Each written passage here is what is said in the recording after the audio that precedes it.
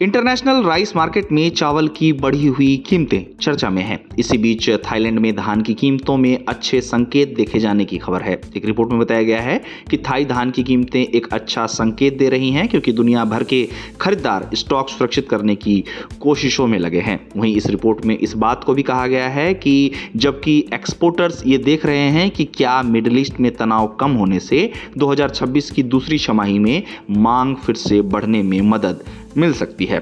इस रिपोर्ट में Thai rice mills association के डेटा के हवाले से कहा गया है कि थाईलैंड के अयुत्या में 15% नमी वाले सफेद धान की कीमत 15 मई को 8172 से 8572 प्रति टन के बीच देखी गई। बताया गया कि यही 8 मई को 7700 से 8172 प्रति टन थी। वहीं होम माली धान की कीमत 1700 से 1872 प्रति टन पर स्थिर दिखी। इस रिपोर्ट की माने तो निर्यातकों को उम्मीद है कि मिडिल ईस्ट में तनाव कम होने पर रिकवरी होगी। चावल निर्यातकों को लेकर निर्यातक और विशेषज्ञ आशावादी नजर आते हैं। उनका कहना है कि अगर मिडिल ईस्ट में जियोपॉलिटिकल तनाव कम होता है तो थाई चावल का एक्सपोर्ट 2026 के दूसरे छमाही में ठीक हो सकता है। हालांकि उनका यह भी कहना है कि थाईलैंड के 5% टूटे सफेद चावल की कीमत एक छोटी रेंज में रहने की संभावना है, क्योंकि घरेलू स्टॉक इतने मजबूत नहीं थे कि कीमत में बड़ी बढ़ोतरी हो सके।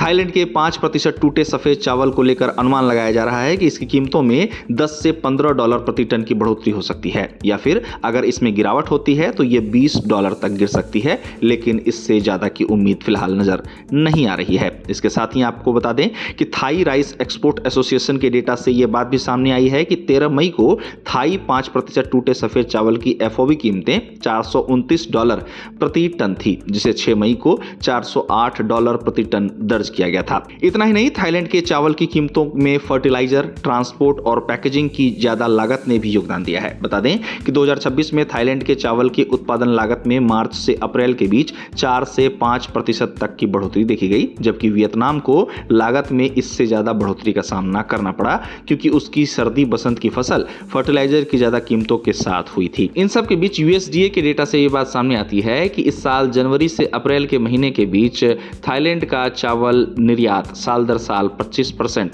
गिर गया है।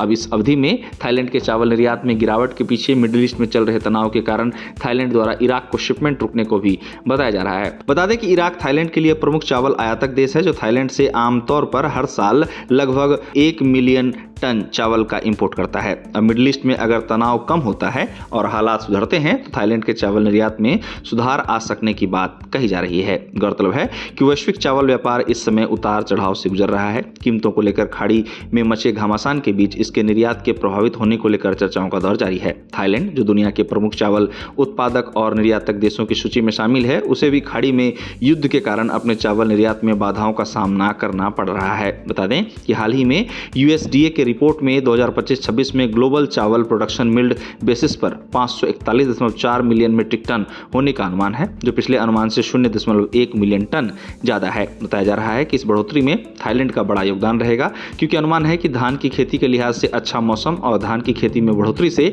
उत्पादन को बढ़ावा मिलेगा और ये फिलीपींस और ताइवान में कम प्रोडक्शन की भरपाई कर पाएगा। अब थाईलैंड के अलावा दुनिया के अन्य देशों के चावल उत्पादन की बात की जाए तो भारत और चीन, जो इस समय दुनिया के 2 सबसे बड़े चावल उत्पादक देश हैं, वहां चावल उत्पादन में बढ़ोतरी का अनुमान है। भारत में जहां 52 मिलियन मीट्रिक टन का अनुमान सामने आया है, तो वहीं चीन में 146 मीट्रिक टन चावल के उत्पादन होने का अनुमान है। थाईलैंड में मिल्ड चावल के प्रोडक्शन पर जो खबर सामने आई है वो चर्चा में है। दरअसल अनुमान लगाया गया है कि वर्ष 2026-27 में थाईलैंड का मिल्ड चावल उत्पादन पिछले सीजन में हुए उत्पादन से 2% कम है। बता दें कि थाईलैंड में मिल्ड राइस का प्रोडक्शन 20.7 मिलियन टन दर्ज किया गया था। ताजा अनुमान में कमी का कारण मुख्य रूप से ऑफ सीजन चावल के रकबे में कमी को बताया जा रहा है। एक रिपोर्ट में इस बात को भी कहा गया है कि चावल के मद्देनजर थाईलैंड में ऑफ सीजन चावल का रकबा 2025-26 में 2.1 मिलियन हेक्टेयर से घटकर 2026-27 में लगभग 1.9 मिलियन हेक्टेयर रह जाएगा, जो पानी की कमी के खतरे के कारण होगा। इसी बीच अब बताया जा रहा है कि थाई